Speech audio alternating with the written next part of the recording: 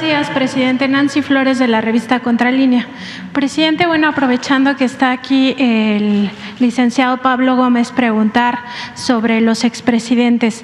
Usted ha dicho aquí que pues solo se les investigaría si la sociedad así lo decidía. 6.5 millones de personas votamos en esa consulta popular porque sí se les enjuiciara o se les investigara a los expresidentes. En el caso de la Unidad de Inteligencia Financiera, pues es un área técnica donde recibe estas alertas del sistema financiero y estas alertas tienen que ver con operaciones sospechosas, preocupantes o relevantes. En ese sentido, preguntar si han recibido alertas del sistema financiero de esta naturaleza por estas personas políticamente expuestas que son los expresidentes. Siguen siendo personas políticamente expuestas por el cargo que ocuparon en algún momento, y me interesa mucho, por ejemplo, el caso de Salinas de Gortari. El licenciado Pablo Gómez, como usted, presidente, investigaron a profundidad la llamada partida secreta que en su momento representó pues un hoyo financiero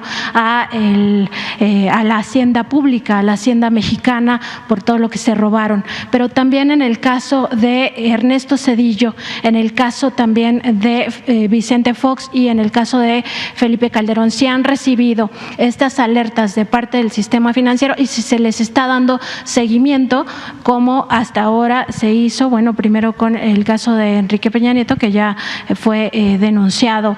Nos decía hace un momento el licenciado Pablo Gómez que no se había denunciado a Felipe Calderón, pero sí reiterar esta pregunta: si se está dando seguimiento a estas personas políticamente expuestas por alertas que haya presentado el sistema financiero, y también si hay algún seguimiento hacia el exsecretario de Hacienda, Luis Videgaray. ¿Ven?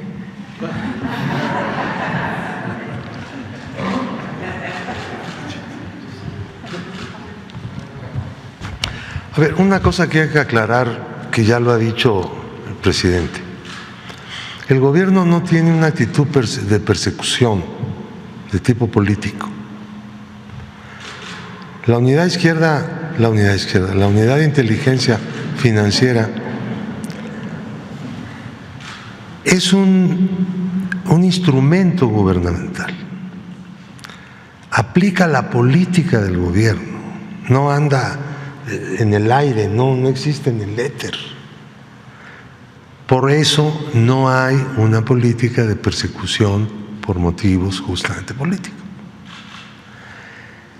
Los reportes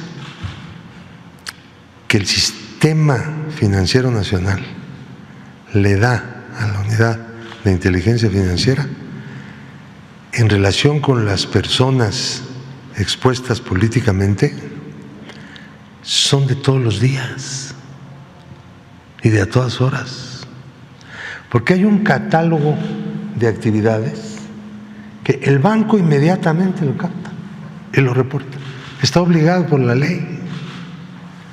Entonces, ¿cómo lo analiza la Unidad de Inteligencia Financiera? Lo analiza en un determinado contexto dentro del cual se ha dado.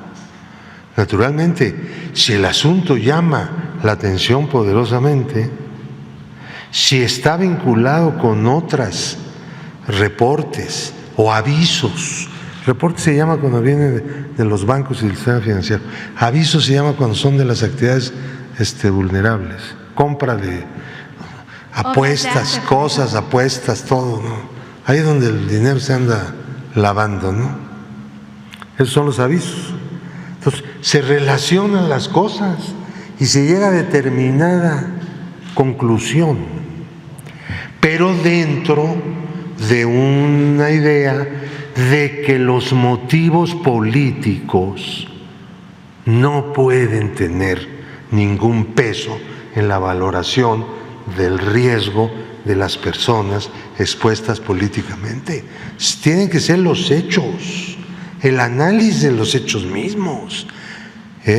Ahora, muchas veces no se llega a la presentación de una denuncia si no se tienen elementos.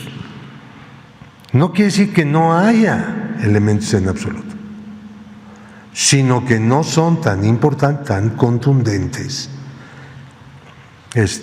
y por lo tanto no debe el gobierno presentar una denuncia por operaciones con recursos de procedencia ilícita y mantener, ahí no se cierra absolutamente nada, nunca.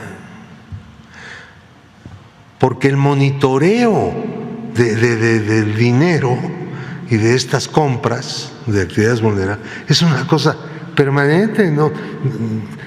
No empezamos en un momento dado a recibir avisos o reportes, no. Eso se hace solo, opera solo. Hay una ley que dice que tiene que ser así. Entonces, cuando las personas obligadas, sean físicas o morales, no lo hacen, pues nosotros ponemos una queja y la Comisión Nacional Bancaria les llama la atención, les dice, oye, no estás cumpliendo, ¿no? Tiene que entrar. Y tenemos millones de datos diarios. No estoy exagerando. Ahora, hay una serie de otras cosas que no se refieren a personas expuestas políticamente, que se refieren a cualquier ciudadano, el que sea, pero que realiza una serie de operaciones infrecuentes, sospechosas, inexplicables, etcétera, ¿no? Cosas que no están de conformidad con su perfil transaccional. Los bancos están obligados a dar la comunicación. Ahora, el análisis, el análisis no es exclusivamente de sumar y restar, una cosa eminentemente técnica, lo haría una computadora y se acabó la historia, ¿no? Hay que ubicar en un determinado contexto al sujeto que ha sido reportado. Y hay también informaciones que le llaman los especialistas en todo el mundo de estas cosas de fuentes abiertas. Nosotros clasificamos informaciones de fuentes abiertas, pero no solo nosotros, también los bancos, para realizar un reporte, lo vinculan con la información que tienen del sujeto, de su cliente, no solamente de lo que hace en el banco, sino lo que se capta en fuentes abiertas, en internet, la prensa, no sé qué, el mundo de los negocios, todo lo incorporan y nos lo dan ya incorporado incluso, muchísimas veces. Claro, nosotros hacemos en relación con eso nuestro propio trabajo, ¿no? O sea, no dependemos de nadie en cuanto a esto, a lo que viene de fuentes abiertas, pero sí a lo que viene de cuentas, de movimientos. Cuando la unidad de inteligencia financiera dice, hubo este movimiento de pesos y centavos, el día tal, de tal a tal lugar, está diciendo lo que es exacto, lo que es real, con la única excepción de que el banco se haya equivocado y haya mandado, en lugar de pesos, en lugar de libras eran pesos. Bueno, ahí sí. Por eso hay que usar también un criterio valorativo, decir, oye, ¿estás seguro, banco, que me estás informando bien? No te equivocaste. Verificas. Y ya el banco pues, te tiene que responder, ¿no? O por decir una institución de valores, ¿no? Los fondos, todas esas cosas, pues, muchas veces hay errores. Si te percatas de que puede haber algún error, es mejor preguntar para no errar, ¿ok? Y es así como se trabaja. No voy a hablar de cómo se hacía antes, pero ya tengo muchos reportes. Pero bueno, Lo dejamos. Entonces se podría entender que sí ha habido reportes y avisos de estas personas políticamente expuestas que le he preguntado y que ustedes sí le han dado seguimiento. Todos los días tenemos reportes y avisos de personas expuestas políticamente, todos los días.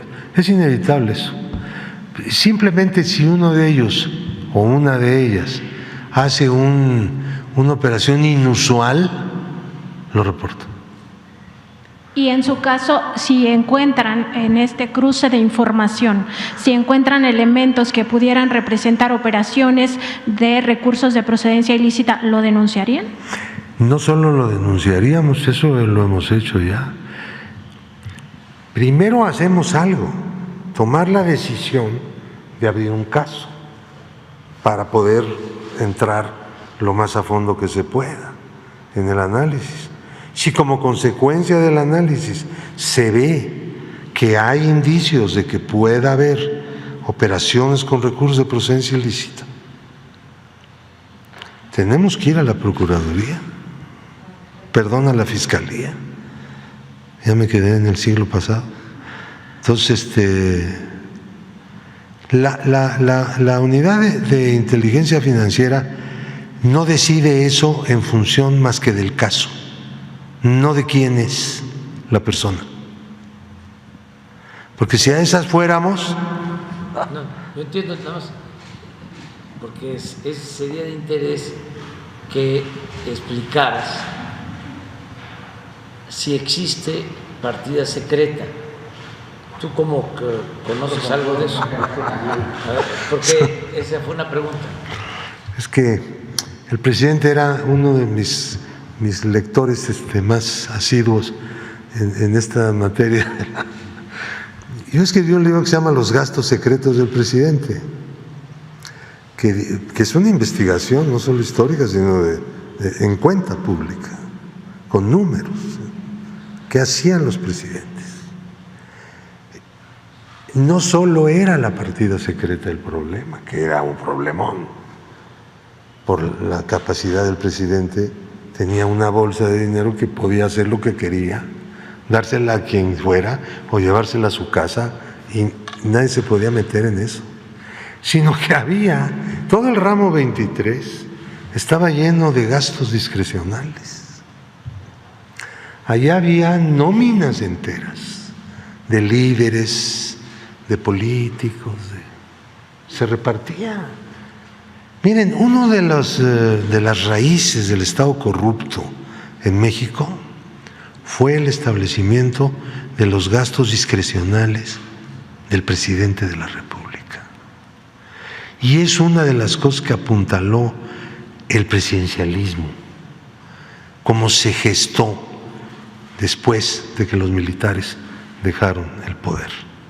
Yo no digo que no había corrupción antes, pero no había una forma de gobernar que se basa en gran medida en la corrupción. Ese es el concepto de Estado corrupto. Y una de las principales instituciones originales del Estado corrupto fueron los gastos discrecionales del presidente. Fíjense, la Constitución decía: no habrá más partidas secretas que las que se aprueben para eso, que serán ejercidas por los secretarios de Estado con la firma del presidente. El primer jefe, Venustiano Carranza, planteó esa redacción para evitar el relajo que había de partidas secretas por todos lados en el presupuesto. Y entonces le quiso meter un límite y no se dio cuenta, no alcanzó a percibir que eso iba a resultar peor, porque iba a convertir la partida secreta en un instrumento exclusivo del presidente, con el cual el presidente se da la gran bolsa y repartía lo que le daba la gana. Bueno, no era esa la solución que planteó Venustiano Carranza, y se demostró pues ya con el tiempo, pero la cosa creció mucho más, insisto. Era todo el ramo 23. Eran unas cantidades impresionantes. Pues ahí en mi libro están las tablas de las cantidades que discrecionalmente gastaba el presidente. Ahora ya no solamente no hay esas partidas en el presupuesto, sino que tampoco existen subrepticiamente, que era también otra manera de hacer eso, ¿no? El cambio es una cosa espectacular, hombre. Ya. Espero que no es fácil para un país entender en el momento que se está produciendo un cambio, el calado que tiene el cambio en el que está uno metido, ¿no? Porque de repente las cosas parecen que no han cambiado tanto como uno quisiera, pero erosionar el Estado corrupto. Miren, les quiero decir una cosa que a lo mejor es una imprudencia. La Unidad de Inteligencia Financiera no estaba en la lucha contra la corrupción. Era parte. Ahí se las dejo. Y en un segundo planteamiento, presidente. Por lo mismo, el titular de la Unidad de Inteligencia Financiera depende del presidente. Y la instrucción que tiene para que se sepa, se oiga bien y se oiga lejos, es no ocultar ninguna información y mucho menos que la unidad de inteligencia financiera se convierta en una simulación para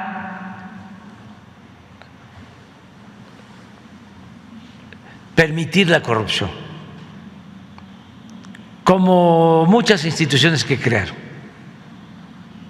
nada más para simular que se iba a combatir la corrupción, de que ya no iba a haber impunidad, y con eso tapaban todo. Eso ya no existe. Él tiene que entregar toda la información a la Fiscalía, y la Fiscalía lo mismo. Es un órgano autónomo que respetamos, pero tiene que actuar con rectitud y que no se permita la corrupción ni la impunidad. Y el Poder Judicial, lo mismo, lo que hemos hablado, de jueces, de magistrados, de ministros, y sostengo, le tengo confianza al fiscal y le tengo confianza al presidente de la Corte en este importantísimo asunto. No podríamos salir adelante si no desterramos la corrupción. Ese era el principal problema de México.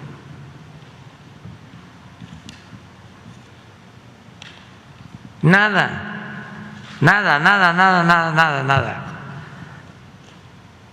Y reto respetuosa, amistosa, cariñosamente a los expertos a que me digan si hay algo que haya dañado más a México que la corrupción. Nada ha dañado más al país que la deshonestidad de los gobernantes. Eso es lo que dio al traste con todo. Esa es la causa principal de la desigualdad económica, de la desigualdad social, de la violencia y de otros males. Entonces, por eso tenemos todos que participar para desterrar de México la corrupción. Hay ejemplos, y eso también es para los expertos. ¿Por qué en Dinamarca tienen estado de bienestar?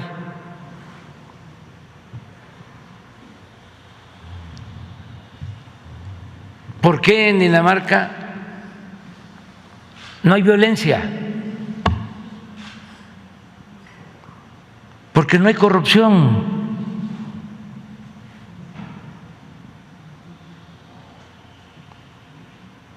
A más corrupción, más desigualdad, más pobreza, más violencia.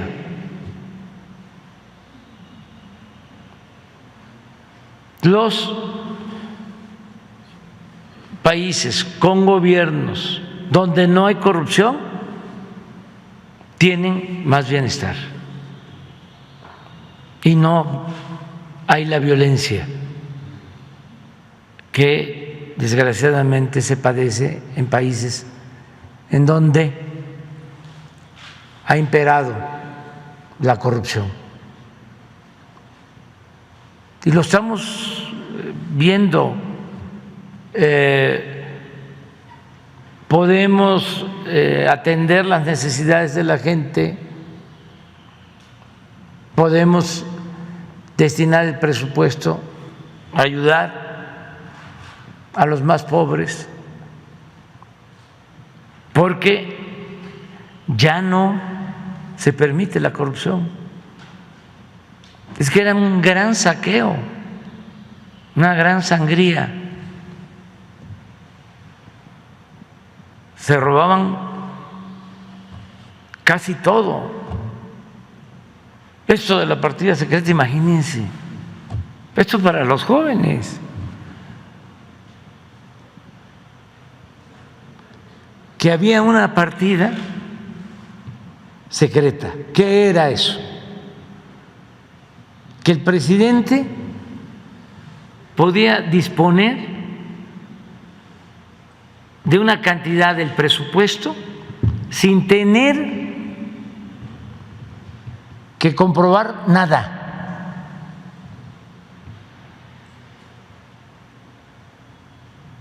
Solicitaba el dinero y, como lo plantea Pablo, podía entregar ese dinero a particulares, a dirigentes políticos, a dirigentes sindicales, cooptar opositores o quedarse él o su familia. Y a la hora de probar esos gastos no tenía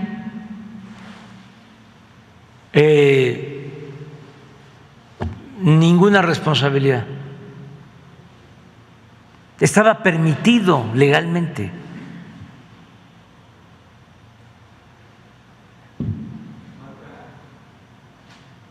Muchísimo dinero. Hay unas tablas que tiene el libro de Pablo, lo recomendamos. ¿Cómo se llama tu libro? Los gastos secretos del presidente. Los gastos secretos del presidente. Fue Grijalvo, ¿no? Editorial Grijalvo. Pero ahí está para los jóvenes. Entonces, se veía como algo normal. Entonces, ya eso pues ha ido cambiando. Gracias, presidente.